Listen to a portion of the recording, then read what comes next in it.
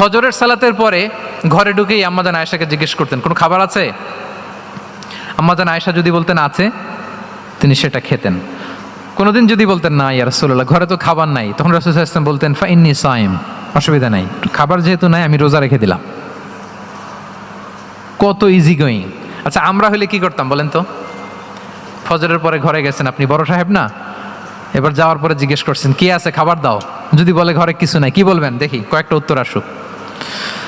ফজরে মসজিদে অনেক কিছু করে টোরে ক্ষুধা পেটে ঘরে গেলেন, যে বললেন যে টেবিলে বসে বললেন যে খাবার দাও, এখন বলে যে কিছু নাই ঘরে, কি উত্তর আসবে? এখান থেকে একটা উত্তর আসুক, বলেন কি বলবেন?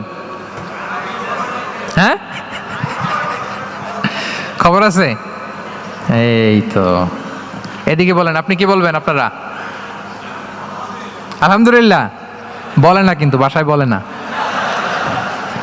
পিছনে ভাবিরা আছে, এখন কিন্তু রিপোর্ট নেওয়া যাবে সহজে। তো যদি আমরা আলহামদুলিল্লাহ বলি, that is called easy going and flexible mindset. এটাই হওয়া উচিত, এটাই হওয়া উচিত। খাবার থাকলে খেতেন, না থাকলে বলতেন okay I am fasting, it's not a big deal, ফাইন্নী সাইম, যেহেতু নাই কেয়ার করবো, আমি রোজা রেখে দিলাম। এরকম ইজি গোয়িং ছিলেন। দেখেন his life was so simple but so special.